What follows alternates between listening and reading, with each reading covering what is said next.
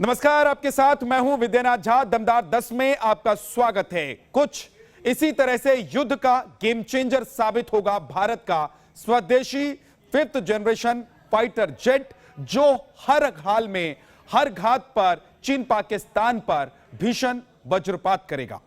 हिंदुस्तान का यह 5G fighter जल्द ही एयरफोर्स के जंगी बेड़े में शामिल होगा और एक सेमिनार में air chief marshal RKS Bhadauria ने भी साफ कर दिया है कि देश के पहले 5th जनरेशन फाइटर की तैयारियां एडवांस स्टेज में हैं। आखिर कैसा होगा भारत का यह आसमानी लड़ाका और कैसे दुश्मनों के खेमे में करेगा धमाका, जानने के लिए देखिए हमारी ये खास रिपोर्ट।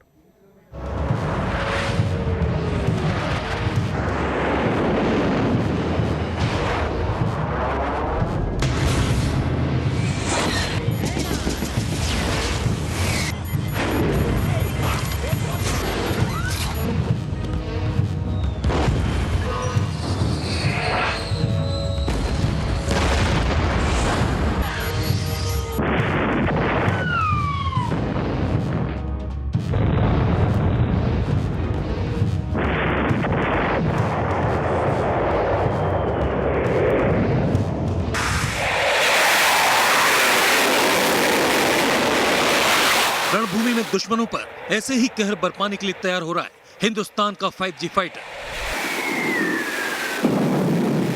जंग के मैदान का ऐसा महायोद्धा जो जीत की गारंटी बनेगा, इंडियन एयरफोर्स के बेड़े में जल्द ही शामिल होगा। हिंदुस्तान का 5th जनरेशन का देसी super fighter, advance multi role combat aircraft यानी एमका।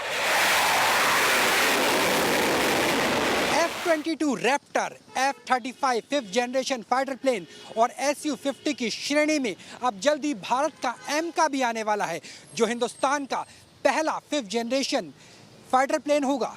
ये भारतीय वायुसेना की रीढ़ की हड्डी बनेगा और आने वाले कई सालों तक दुश्मन एमका के खौफ से कांपने लगेंगे। ये ना सिर्फ स्टेल्थ होने वाला है, बल्कि इसके इंजन को भी मेड इन इंडिया बनाने की कोशिश है, जिसमें भारतीय निजी कंपनी और सरकारी संस्थाएं मिलकर काम करेगी। यानी हॉल से लेकर DRDO और DRDO से लेकर निजी कंपनियां सब मिलकर बनाएगी 5th जनरेशन फाइटर प्लेन, जो भारत को दुनिया के चुनिंदा देशों की श्रेणी में शुमार कर देगा। हिंदुस्तान का आसमानी लड़ाका एमका का डेवलपमेंट अब एडवांस स्टेज में है और साल 2025 तक इसका पहला प्रोटोटाइप अपने आक्रामक तेवर दिखाने के लिए तैयार होगा। तो वहीं 2030 तक ये एयरफोर्स की फाइटिंग स्क्वाड्रन का हिस्सा बन जाएगा और फिर 5th जनरेशन फाइटर जेट बनाने वाले एक्सक्लूसिव क्लब में भारत का नाम भी शुमार हो जाएगा। We would go in for follow-up on LCS for the variants.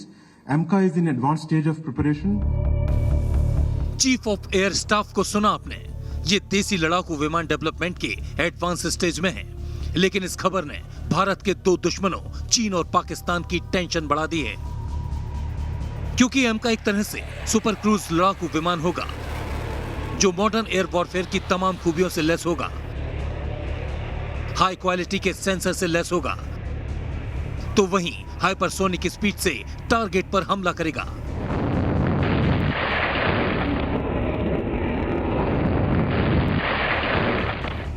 इसमें ऐसी तकनीक अपनाई जा रही है जिससे पायलट उड़ान के दौरान भी चारों दिशाओं में देख सकेगा। साफ है कि हिंदुस्तान का यह fighter jet multi role aerial combat में किलिंग मशीन साबित होगा।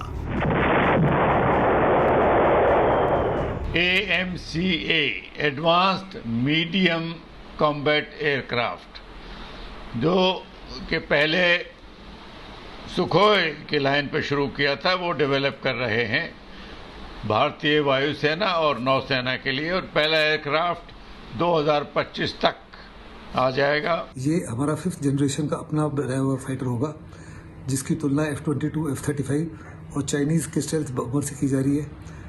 एक बार ये बन के तैयार हो जाएगा तब हमको लगेगा कि उनसे कितना शक्तिशाली है। लेकिन अगर उनके बराबरी का भी हो मार्क 1 जो है, तो हिंदुस्तान के लिए काफ़ी से ज़्यादा मजबूती मिलेगी, क्योंकि अपना मेड इन इंडिया होगा। इस फाइटर जेट में सुपर क्रूज स्पीड वाले डबल इंजन होंगे, ये double engine 3D thrust vector control से लैस होंगे। ये लड़ाकू विमान सिंगल सीटर होगा, तो वहीं स्टील्थ टेक्नोलॉजी से लैस होगा, यानी दुश्मन का रडार इसे पकड़ नहीं पाएगा। खास कोटिंग वाला ये लड़ाकू विमान दुश्मन के रडार की किरणों को सोख लेगा। नजदीक पहुंचने पर दुश्मन का रडार जब तक इसे पकड़ पाएगा, तब तक फाइटर एयरक्राफ्ट के पास दुश्मन को निशाना बनाने के लिए काफी वक्त मिल जाएगा। शुरुआत में भारत ने रूस के साथ मिलकर इस advanced multi role combat aircraft को तैयार करने की योजना बनाई थी, लेकिन साल 2017 में इसे पूरी तरह स्वदेशी तरीके से बनाने का फैसला लिया गया।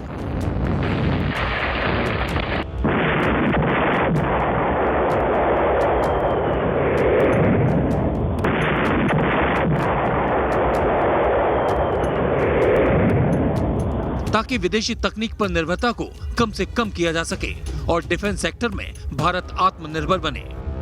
आत्मनिर्भरता क्यों जरूरी है, उसे समझने के लिए एयरफोर्स चीफ के इस बयान को सुनिए। Looking at our northern neighbor, we have to have areas, niche technologies, niche capabilities, which must be built in-house from our own industry for reasons of security and for reasons of rapidity. And this is an area again which is easier said than done. It is a challenge that we need to look at both from Air Force side in terms of devising methods and processes for this, and from the industry side to be able to rise to this challenge, because this is what will give us the maximum. जब चीन और पाकिस्तान जैसे चालबाज पड़ोसी हों, तो भारत को और ज्यादा सतर्क रहने की जरूरत है। इसलिए तो भारत 5वीं पीढ़ी का ये देसी फाइटर जेट तैयार कर रहा है, ताकि युद्ध के वक्त निर्भरता केवल देसी हथियारों पर ही रहे। AMCA जब हिंदुस्तान की फौज को मिल जाता है, तो वायुसेना को काफ़ी से ज़्यादा शक्ति मिलेगी। अभी स्पेयर पार्ट्स के लिए, रिपेयर एंड मेंटेनेंस के लिए, सस्टेनेंस के लिए, अपग्रेडेशन के लिए हम हर प्रकार से फॉरेनर्स के ऊपर डिपेंडेंट हैं, और एन समय पर सैंक्शन लगाई जा सकते हैं और इनके स्पेयर पार्ट्स डिनाई किए जा सकते हैं, और उनकी कीमतें भी जो वो कंट्रीज़ हैं 2 से 10 गुना बढ़ा देते हैं, जो हमारी इकोनॉमी को बहुत बड़े पैमाने पर नुकसान पहुंचाते हैं। एयर चीफ मार्शल ने यह भी कहा कि दुश्मनों को उनकी हिमाकत पर मुंहतोड़ जवाब देना है तो स्वदेशी हथियार और एयर प्लेटफॉर्म ज्यादा एडवांस हों, और यह काम करेगा एडवांस मीडियम कॉम्बैट एयरक्राफ्ट यानी कि एमका, जिसे आप AMCA भी कह सकते हैं। कितना घातक होगा 5th जनरेशन का यह देसी फाइटर जेट, किन किन खासियतों से लैस होगा हिंदुस्तान का ये आकाशवीर, आइए आपको वो जल्दी से बता देते हैं।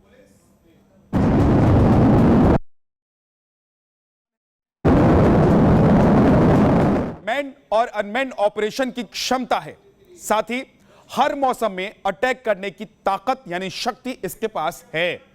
1000 किलोमीटर की रेंज तक अटैक कर सकता है ये, और एडवांस टारगेटिंग सिस्टम से लेस है। सुदर्शन लेजर गाइडेड बम से भी इसे लेस किया गया है, यानी कि इसमें है लगाया गया है उसे। BVR और अस्त्र मिसाइल से इसको लेस किया गया है, यानी कि एक साथ कई सारी क्षमता और शक्तियों से इसे लेस किया गया है। दुनिया में अमेरिका, रूस और चीन के पास 5th जनरेशन के फाइटर एयरक्राफ्ट हैं। अमेरिका के F-22 रैप्टर और F-35 के साथ ही रूस के सुखोई 57 की गिनती खतरनाक फाइटर जेट्स में की जाती है, जबकि चीन का चेंगडू J-20 सवालों के घेरे में है। वहीं भारत के एमका की बात करें तो यह अमेरिका के F-35 स्टेल्थ फाइटर जेट से ज्यादा एडवांस और घातक होगा।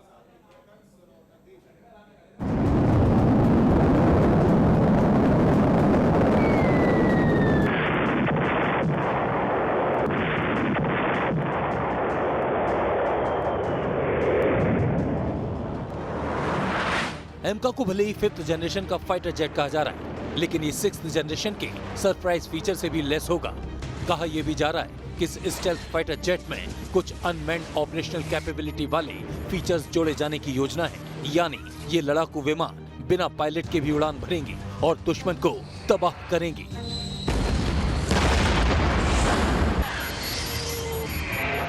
साफ है कि रिस्की मिशन में अनमैन्ड फाइटर जेट का इस्तेमाल बेहद अहम साबित होगा और एरियल वॉरफेयर में इंडियन एयरफोर्स की सुपीरियरिटी को साबित करेगा। कुछ मिलिट्री एक्सपर्ट्स दावा कर रहे हैं कि एमका का टेक्निकल डिजाइन और कुछ स्पेसिफिकेशन अमेरिकी जेट F-35 से मिलते जुलते होंगे, जो दुनिया के मोस्ट एडवांस फाइटर जेट्स में से एक है। लेकिन भारतीय रक्षा जानकारों की माने तो भारत का एमका ताकत और खूबियों के मामले में F-35 पर भी 20 साबित होगा।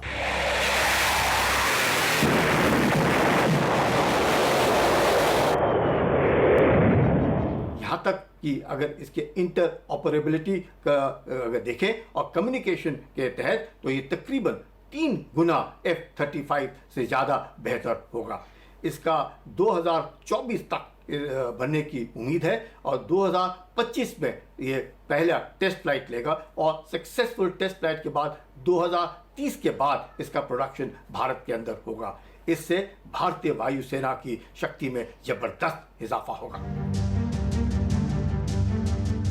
चीन और पाकिस्तान के बढ़ते हवाई खतरे के बीच भारतीय वायुसेना की ताकत बढ़ती जा रही है।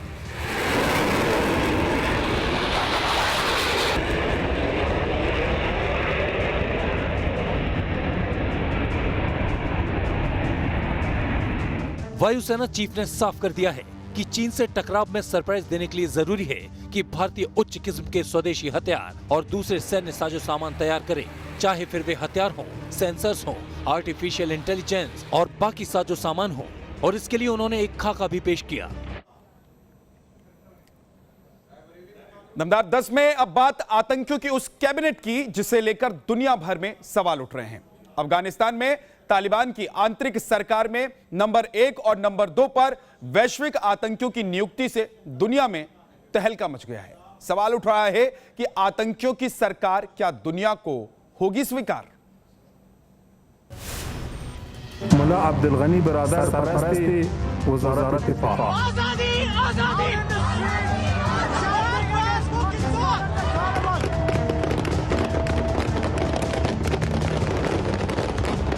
काबुल में लोग सड़कों पर हैं। आजादी आजादी। महिलाओं पर कोड़े बरसाए जा रहे हैं। प्रदर्शन रोकने के लिए फायरिंग हो रही है।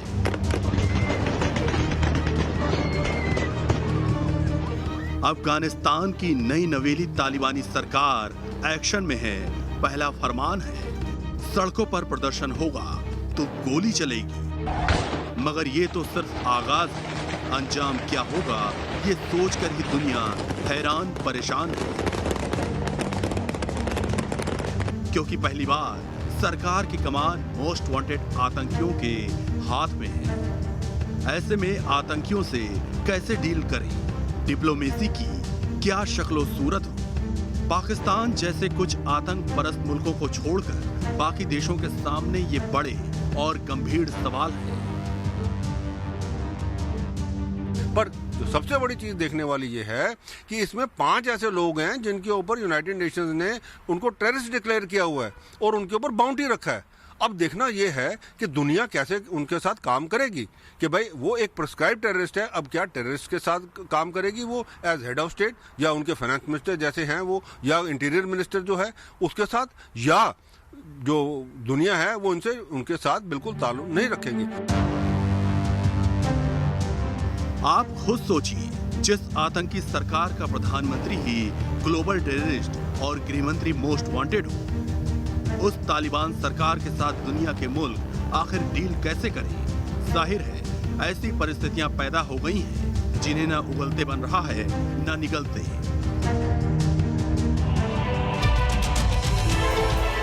अफगानिस्तान में तालिबान ने वैश्विक आतंकी मुल्ला हसन अखुंद को इस्लामिक अमीरात का प्रधानमंत्री नियुक्त किया, लेकिन हकीकत यही है कि उसकी पहली पहचान वैश्विक आतंकी की ही है। इसी तरह सिराजुद्दीन हक्कानी को तालिबान सरकार ने अफगानिस्तान का गृहमंत्री बनाया है, लेकिन उसकी पहली पहचान अमेरिका के उस मोस्ट वांटेड आतंकी के तौर पर है जिसके सिर पर करीब 37 करोड़ रुपए का इनाम है।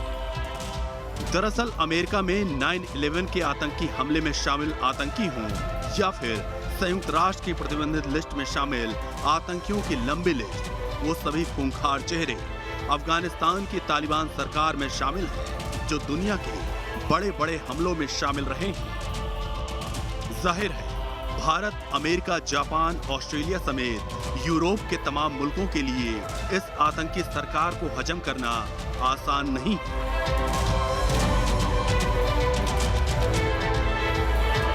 जो रेडिकल पद्धति में विश्वास रखते हैं और रेडिकलिज्म में विश्वास रखते हैं, और रेडिकल इस्लाम जब हमारे देश के नेबर बन जाएगा, और जो हमारे साथ खिलाफ ऑलरेडी था, और वो जो तालिबान की जो पाकिस्तान के साथ जो मेल जोल है, पाकिस्तान अब तो तालिबान का एक एकदम बाप बेटे का रिश्ता है, उनको उन्होंने पैदा किया है। तो इस समय आप मान के चलिए कि भारत के लिए ये स्थिति एक बहुत गंभीर स्थिति बन रही है from the security angle. Taliban के 33 में से 30 मंत्री टेरर की कई स्टोरी में किरदार रहे हैं। ऐसे में सवाल यही उठ रहा है कि जिन देशों में इन आतंकियों पर प्रतिबंध लगाए हुए हैं, अगर वो देश नियमों को ताक पर रखकर तालिबान सरकार को मान्यता देते हैं, तो क्या ये आतंकवाद के साथ समझौता नहीं माना जाएगा? क्या इससे ऐसी मिसाल कायम नहीं होगी कि किसी सरकार का प्रमुख बनने के बाद सभी पाप माफ हो जाते हैं? और अफगानिस्तान में भी अभी देखिए, ये सरकार जो है ये अभी कोई स्थिर सरकार नहीं है, क्योंकि अफगानिस्तान में भी बहुत कुछ हो रहा है। हालांकि पंजशीर वैली के अंदर पाकिस्तान की इन्वॉल्वमेंट के साथ पाकिस्तान ने अपने हेलीकॉप्टर भी भेजे, उन्होंने अपने एसएसजी कमांडोज भी भेजे हैं, और उन्होंने ड्रोन भी भेजे हैं उनको उधर डालने के लिए। पर अभी तक पंजशीर वैली के ऊपर कब्जा पूरा नहीं है उनका, सिर्फ उनका था गवर्नर हाउस के ऊपर, क्योंकि वो हेलीकॉप्टर के साथ हेलीबॉर्न ऑपरेशन करवाया उन्होंने। तो ये देखना है कि ये जो सरकार है क्या ये स्थिर रहेगी, नहीं रहेगी, क्या होगा आने वाले दिनों में। इस वक्त तालिबान को दुनिया की जरूरत है, दुनिया को तालिबान की नहीं। जाहिर है तालिबान ने अंतरिम सरकार जरूर बना ली है, लेकिन आतंकियों की यह सरकार देश में कब तक स्थिरता दे सकेगी, इसकी भविष्यवाणी कोई नहीं कर सकता। क्योंकि अगर कोई आतंकी संयुक्त राष्ट्र की वैश्विक आतंकियों वाली सूची में शामिल होता है, तो वो दुनिया भर के ज्यादातर देशों में अपने आप ही प्रतिबंधित हो जाता है। संयुक्त राष्ट्र के नियमों के अनुसार वैश्विक आतंकियों का संपत्ति और बैंक अकाउंट फौरन जब्त कर लिए जाते हैं। उनके दुनिया के किसी भी देश में आने जाने पर प्रतिबंध लग जाता है। कोई भी देश ऐसे आतंकियों को ना तो वीजा जारी कर सकता है और ना ही अपने देश में पनाह दे सकता है। इतना ही नहीं, आतंकियों से साठगांठ के खिलाफ FATF जैसे कई संगठन भी मौजूद हैं। ऐसे में अफगानिस्तान की आतंकी सरकार को दुनिया में मान्यता मिलेगी तो कैसे? प्रधानमंत्री का जो नाम उन्होंने दिया है अखुंड साहब का, वो खुद UN की टेररिस्ट की लिस्ट में शामिल हैं। ये हक्कानी नेटवर्क में जो सिराजुद्दीन हक्कानी है, ये दुनिया के सबसे मोस्ट वांटेड आतंकवादी के नाम उनका शामिल है। सबसे बड़ी चीज़ ये है कि अफ़गानिस्तान को सरकार चलाने के लिए पैसा चाहिए। वो पैसा कहाँ से आएगा? पिछली वाली सरकार का ज़्यादातर पैसा जो रिजर्व फंड से वो USA में पड़ा हुआ है। तो अगर USA की सरकार USA उस पैसे को अफ़गानिस्तान को नहीं आने दे, तो उससे काफ़ी बड़ा एक प्रेशर अफ़गानिस्तान की सरकार पर पड़ेगा। संयुक्त राष्ट्र ने भी साफ कर दिया है कि वो ऐसी सरकारों को मान्यता देने में शामिल नहीं है। और ये तेवर क्यों सख्त है, इसके लिए UN में अफगानी राजदूत का ये बयान देखिए, जो तालिबान और पाकिस्तान गठजोड़ की पोल खोल रहा है। تغوش کوم نظام حاکم د دې په سر کې د مدرسو طالبان علما دي، پونتونونه نه دی ویلي، زیات ولسیم نه دی ویلي، ولې د دین په وجه باندې چې د خلکو کوم قرباني ورکړه، د دین د پاره ورکړه، نن د دې خلکو چې په دنیا کې کوم عزت ده، هغه عزت ته پوهان نه دی، هغه د ماستر نه دی. دنیا کې چې د چا سره هر څومره ډېری ډیګریانی هغوی ته په دنیا کې هغه عزت نه دی حاصل، نن کوم عزت چې مولا او طالب ته د افغانستان په سرزمین باندې حاصل نه. अफगानिस्तान में आतंकी सरकार बनने के बाद आतंकवाद को लेकर अमेरिका, भारत और रूस जैसे देशों की चिंता बढ़ गई है। यही कारण है कि अफगानिस्तान संकट की काट निकालने के मिशन को खुद NSA अजीत डोभाल ने अपने हाथ में ले लिया है। बताया जा रहा है कि इसी हफ्ते अमेरिका की खुफिया एजेंसी CIA के चीफ विलियम बर्न्स दिल्ली आए थे, जिनसे अजीत डोभाल ने मुलाकात की। उसके बाद आज फिर NSA अजीत डोभाल ने रूस के NSA निकोलो पुत्रुशेव से मुलाकात करके अफगानिस्तान के हालात पर चर्चा की। पंजशीर में भी तालिबान ने जो ऑफेंसिव लॉन्च किया था उसमें भी पाकिस्तान की वायुसेना ने डायरेक्ट इंटरवेंशन करते हुए तालिबान की मदद की थी। जिस तरह से चीन और पाकिस्तान अफगानिस्तान में खेल कर रहे हैं, उसे लेकर अमेरिका चिंतित है। अफगानिस्तान की नई सरकार में ऐसे कई आतंकी शामिल हैं जो 9/11 हमलों के लिए जिम्मेदार हैं। वहीं आतंकी सरकार आने के बाद रूस के लिए अपनी सीमाओं पर आतंकी गतिविधियों के बढ़ने का खतरा बढ़ गया है। और जहां तक सवाल हिंदुस्तान का है, तो इसकी चिंता भी दुनिया से छिपी नहीं है। यहाँ ISI, तालिबान और हक्कानी नेटवर्क का इस्तेमाल करके कश्मीर में साजिश का सपना देख रहे हैं। ऐसे में मोस्ट वांटेड आतंकियों की ये सरकार किसी को भला कैसे कबूल होगी? खुद अफगानिस्तान में लोग इस सरकार के खिलाफ सड़कों पर उतर चुके हैं। मगर हैरानी की बात यह है कि कुछ कश्मीरी नेता ही आतंकियों की सरकार की हिमायत कर रहे हैं, उसे मान्यता देने की वकालत कर रहे हैं। इनमें से पहला नाम है फारूक अब्दुल्ला का और दूसरी हैं महबूबा मुफ्ती। फारूक को दुनिया में कत्लो गारत करने वाले आतंकियों की सरकार से अच्छे शासन की उम्मीद है। उन्हें अब उस मुल्क को संभालना जो वहाँ पे आए, मैं ये उम्मीद करूँगा कि वो इंसाफ हर एक से करेंगे और एक अच्छी हुकूमत चलाएंगे जिसमें वो इंसानी हकूक़ को मद्देनज़र रखेंगे। शरिया कानूनों की आड़ में तालिबानी अफगानी महिलाओं पर बेइंतहा जुल्म ढा रहे हैं। लेकिन हैरत होती है जब एक महिला होते हुए मोहतरमा महबूबा मुफ्ती तालिबान आतंकियों के बर्बर कानून की हिमायत करती हैं। वो बहुत ही इंसानों के खिलाफ थी, ह्यूमैनिटेरियन राइट्स के खिलाफ थी। और अब की बार अगर वो आए हैं और हुकूमत करना चाहते हैं अफगानिस्तान में, तो उन्होंने वाकई जो इस्लामी जो शरिया जो कहता है असली, ये नहीं जो वो कहते हैं, जो हमारे कुरान शरीफ में है, जिसमें औरतों के हुकूक हैं, औरतों के राइट्स हैं, बच्चों के राइट्स हैं, बूढ़ों के राइट्स हैं, और किस तरह गवर्न करना चाहिए, जो मदीने का हमारा मॉडल रहा है, हमारे हुजूर सल्लल्लाहु अलैहि वसल्लम का।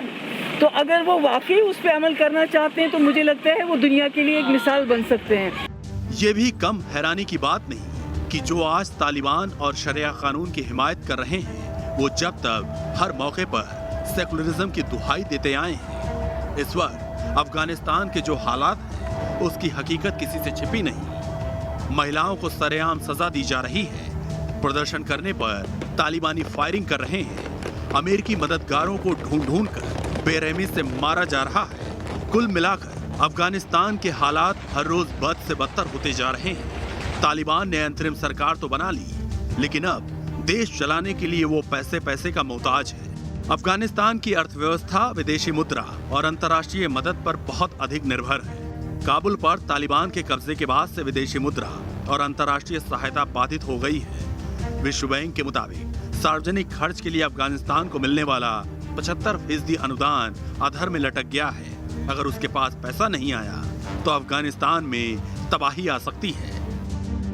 वहीं दूसरी ओर अगर दुनिया ने उसे मान्यता नहीं दी तो तालिबान के साथ दूसरे मुल्कों के राजनयिक संबंध स्थापित नहीं हो सकेंगे। ऐसे में तालिबान को सिर्फ यही साबित करना होगा कि उसने आतंकवाद से संबंध तोड़ लिया है।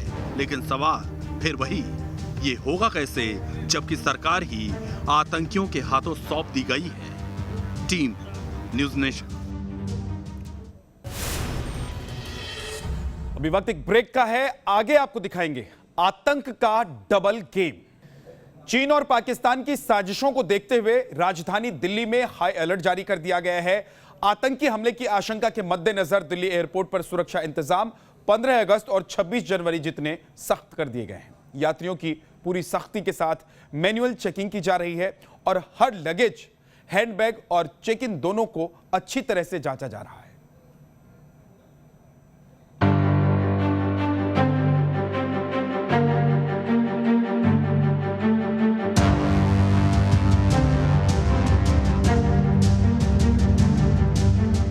राजधानी अब एक किले में तब्दील हो चुकी है। यहाँ किसी भी शक्ल में आतंक की एंट्री नामुमकिन है। पाकिस्तान और तालिबान के नापाक गठजोड़ के बीच हिंदुस्तान पर भी खतरा बढ़ गया है। सुरक्षा एजेंसियों से मिले हमले के इनपुट के बाद दिल्ली एयरपोर्ट पर ठीक वैसे ही सुरक्षा इंतजाम किया गया है जैसे 15 अगस्त और 26 जनवरी के दौरान किया जाता है।